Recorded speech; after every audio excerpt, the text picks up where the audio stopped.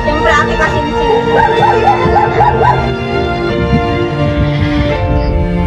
nandito naman po kami kina Ate Maribel.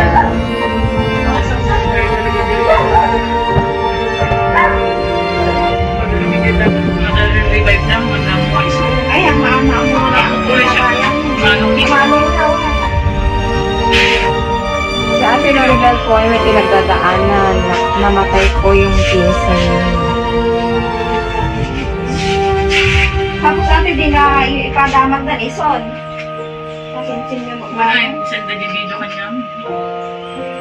Tapos, nag-asawa pinilit at kasama at mga namasiling Rodriguez. Then may binigay na naman si Ate Grace na tulong po para sa'yo ate. Kasi Ate Grace, amazing yan. Thank you. Maraming salamat sa padala mo ulit na tulong. Sakto na naman na yung pinsan ko is kamamatay lang po at kagagaling ko lang sa ospital po.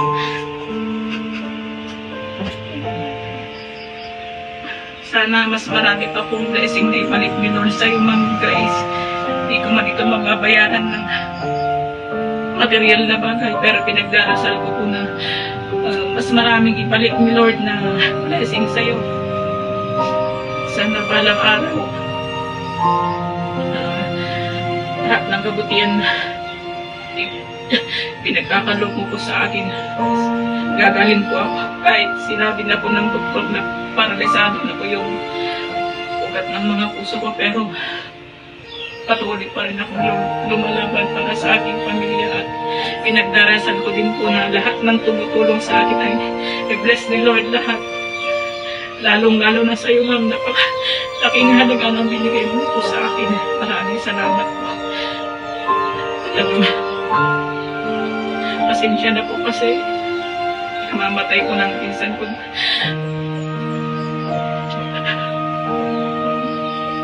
Talagang speechless mo.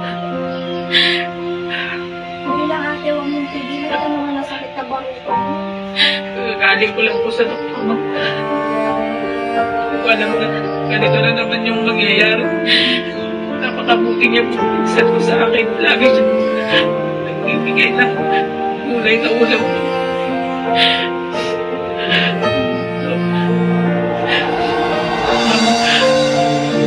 Sinawit na po paano magbigay na kapalit sa lagi mong binibigay sa akin na blessing po.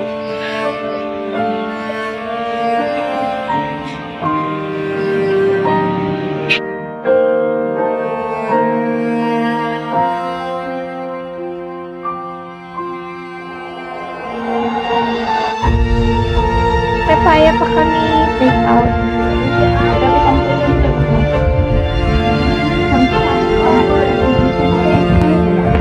Wow, may papaya kami. Hey, wala yung bilhin. Thank you so much. I love you. Ano sana kami actually angels. Ay,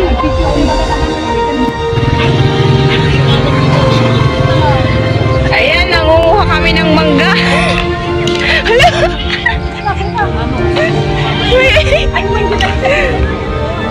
Go Angel 2. Yan, may isusuka na tayo. Wow. Wow. Oy, yummy. Yummy. Ate Maribel Arceliana, so ewan ko kung kawawa naman yung kondisyon mo dahil in-out ka na talaga sa hospital. So, ewan ko. Ay, naku.